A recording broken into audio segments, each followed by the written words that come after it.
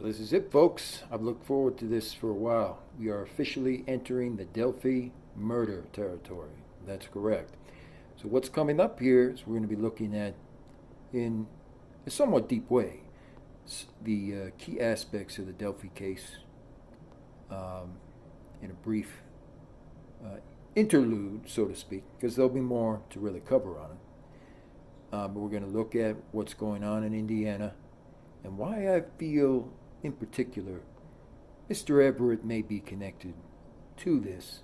And it's very odd that there is this, Matthew Church or something in Delphi, Indiana, and we are going to explore that. So look forward to it. Like, comment, and enjoy. Thank you. This is it, folks. Oh, what a tangled web we weave when first. And this church is wicked, folks. There's not many good things about this particular church. Delphi, Indiana, of all places, is where this is located. And in this video, you're going to find out a woman by the name of Mary Turpin, who's related directly to the Turpin family, who starved and killed their 13 children in California. That's correct. Sometimes goes to this church of Delphi and has associated directly with people who go to this church, including someone who knew Richard Bruce, apparently, including someone who also, in fact, knew Klein. And it's an interesting church. They do call it kind of the Matthew Church of Delphi, and we're going to talk about that in the video a bit. Not too much, but we are going to cover that in the video. And as you can see, this is an unusual place. They weren't kidding about that. And some of the vehicles here are very strange. They don't have any kind of markings. You don't know who truly owns these vehicles or not. And I don't think there is a way to tell. But just for a moment, I'll entertain and say, I feel the situation with Klein is much more different than we've been told. Bottom line, I believe that Mr. Klein's father, what was his name again? Tony Klein, has a few things that need to be dissected and looked at in the situation that's occurred in Delphi, Indiana. And certainly it deserves the scrutiny. That's all I'll say for now. Thank you. Delphi is an interesting case, admittedly. And it has a lot of twists to the full feeling of the case. And so I've looked forward to really being able to dig into this for once. Bamfield asks, how do you get beyond the extraordinary and awkward first dynamic to work together? And Becky Patty reveals we went directly to them and said, check this out. We offered to do anything they wanted, and they were very polite and respectful. It was someone in my family, and I thought I knew who it was. And if I knew that, I would have turned them in. Now let's get down to business, and we will find the suspect. Michael Patty has had to deal with being considered a suspect, more so than the other family members. Regarding the sketch, I have features I see that resemble that person. Most Midwestern guys with builds like me can look like that. It's not me, though, They've checked me out already. I was at work. People still say it's me, but I won't let that bother me right now. Sergeant Coleman hasn't been above suspicion. I feel his pain. I got 2 tips on me. I have a raspy voice. The tips didn't bother me, but what hurt was that they said I was heavy-set and had a chubby face. At this point, all of the family members and investigative officers have been effectively ruled out. But recently, there was an arrest of a suspect in a child sex trafficking case known as Charles Eldridge. He pursued a 13-year-old girl online. His physical similarity to the Delphi suspect in the sketch is noted very carefully. The families of Libby and Abby and the police are working to find the girl's killer. Anna Williams has shared that one of Abby's main interests was forensic science. True crime journalist James Renner visited Delphi earlier and spoke to the Patties, who described Libby as a fun-loving tomboy with a lot of friends. She played in the school band and was on the volleyball team with her friend Abby. Renner also spoke with Anna Williams, who is Abby's mother. She shared that in addition to playing volleyball with Libby and her interest in studying forensics, she played the saxophone. One of the hardest things for Williams to deal with in the aftermath of the tragedy is dark tourism aspects that develop around the Monon High Bridge. I cringe and I get angry at the folks that, traipse out there like this is some kind of an amusement park. This is very, very serious, and it tragically took our two little girls. As a way to attempt to move forward and stay positive, the families of Abby and Libby hold a food drive, essentially at Delphi United Methodist Church. Now, this is the interesting part that I wanted to get into. So they'd hold their food drive at the Delphi Methodist Church, of course. But that doesn't really explain this church in particular. And this is one of the strange churches that is going to be covered for certain in the video. It's the Matthew Lutheran Church, sometimes called the Matthew Shepherd. It's very interesting because it's, of course, located right there near the Monon High Bridge. More to come. Folks, we have officially arrived historically right past the pizzeria at the Monon High Bridge of none other than Delphi, Indiana. Yes. And some of these trucks are very suspicious. Just at minimum, they don't really look they don't look right. There's something that's been going on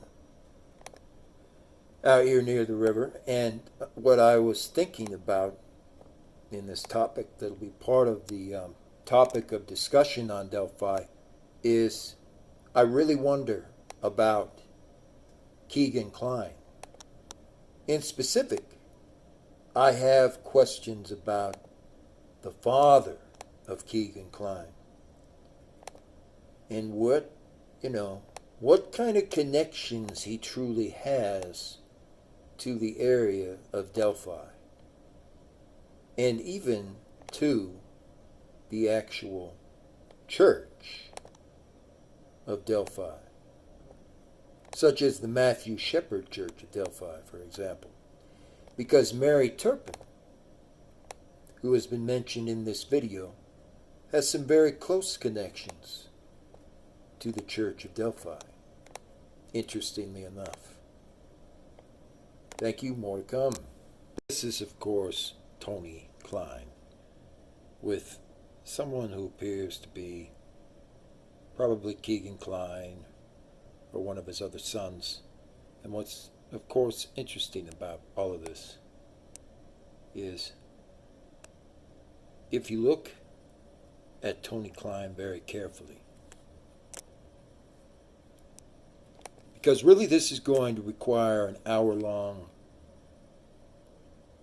or nearly hour-long deep dive to really look at this, because each of his cousins and people who are related to Tony Klein are very interesting. And if you look at him, okay, and you look at him up close, just the way that he is, in other words, he very, very closely resembles, you'll notice, the bridge guy from Monon Bridge. That's correct.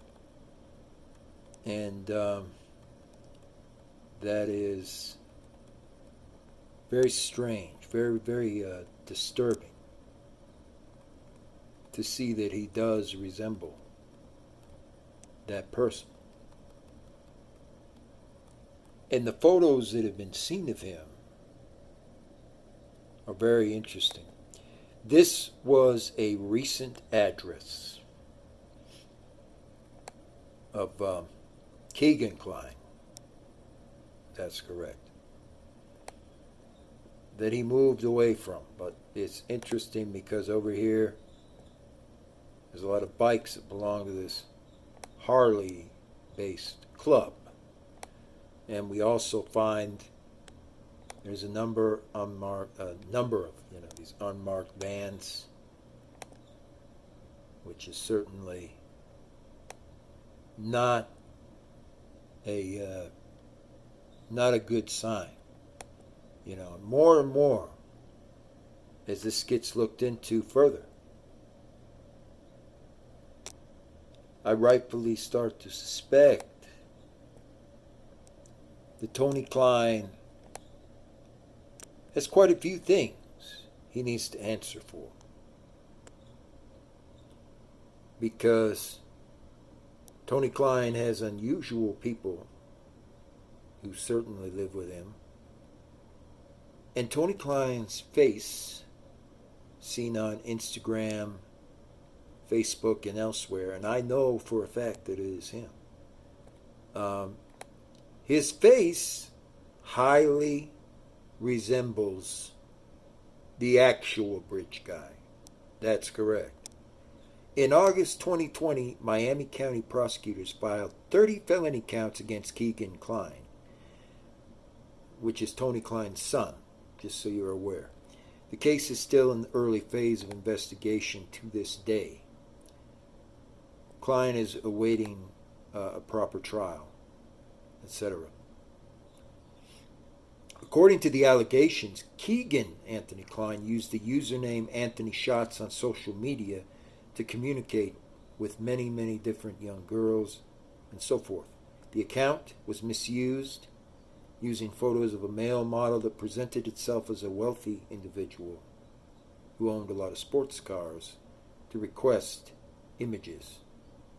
From what I've seen, folks, one of these fake profiles that was created by Kegan Klein is Switch and Swishers. So if you want to look that up, you're free to do so. There's no, law against things like that if you really want to look that up. But I guarantee it's going to be involved in these court cases that are coming up. And the more and more that I look at this with Tony Klein in specific, folks, it's just getting to be very, very clear to me at this point that he is very likely the bridge guy we've all been looking for. And I think he's starting to possibly recognize, based upon the sightings of him, at that church, based upon the strange events that have been going on in Delphi, Indiana, I think that he is actually starting to recognize for the first time, yeah, he is the bridge guy. He certainly looks a whole lot like him. He certainly has the face, the demeanor, and the attitude. And I think he knows deep down that there's some things that need to be cleaned up. And he probably doesn't want any of his family to know, rightfully so, that he was involved in the bridge guy situation a lot. Because there's no way that Kegan Klein murdered those girls, That's just not possible. But when you look at Tony Klein and look at who he is in 2021 and similar, that's why I say it's going to take a 45-minute video. You notice far too easily that his face and even his attitude resembles the bridge guy. So thank you once again. I very much enjoyed this. Be sure to spread the news. I just have a strong incline and feeling, folks. That church out there is not a good church. Oh no. Not that Church of Delphi. Like, comment, share the videos. Thank you. And I'll leave you with this for now. I just wonder more and more.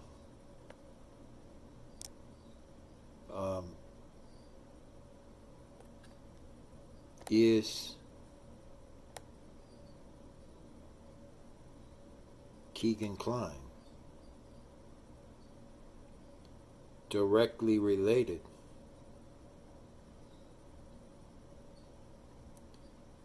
to the actual Delphi killer?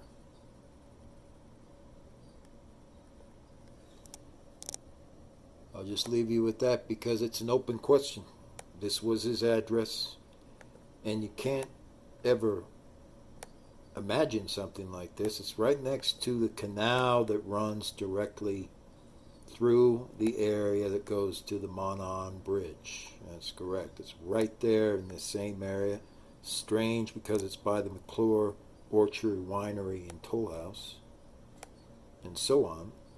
And to this day, we don't know why he lived there and why his family, that being his actual father, always visited him at this very strange area. And of course, any information on Tony Klein is very hard to come by, and he's attempted to delete all of his social media profiles. So there are pictures of them together at the game and similar things on Instagram and so forth. And when you look at it very, very closely, folks, and you compare the actual photo of him side by side to the sketches, you start to recognize once and for all, we are very close to seeing the end of the Delphi case. Because more and more, Tony Klein matches the MO. So my final thoughts on Delphi, as of for right now, is I do believe that Tony Klein may indeed be the bridge guy. Based upon a lot of evidence and other sources that I've been able to scour through, based upon first-hand eyewitness accounts, and based upon the similarity of the faces, I'm starting to lean heavily in that direction due to the weight of the evidence. He also worked apparently at Chrysler, allegedly. And I do feel that he did not work alone, no matter what anyone says. So there will be a 45-minute deep dive on the real Delphi case sometime soon. But it's clear he had an associate, he had someone else working with him, and that's what we will get to the bottom of. Thank you. Make sure to spread it. This case will be closed soon.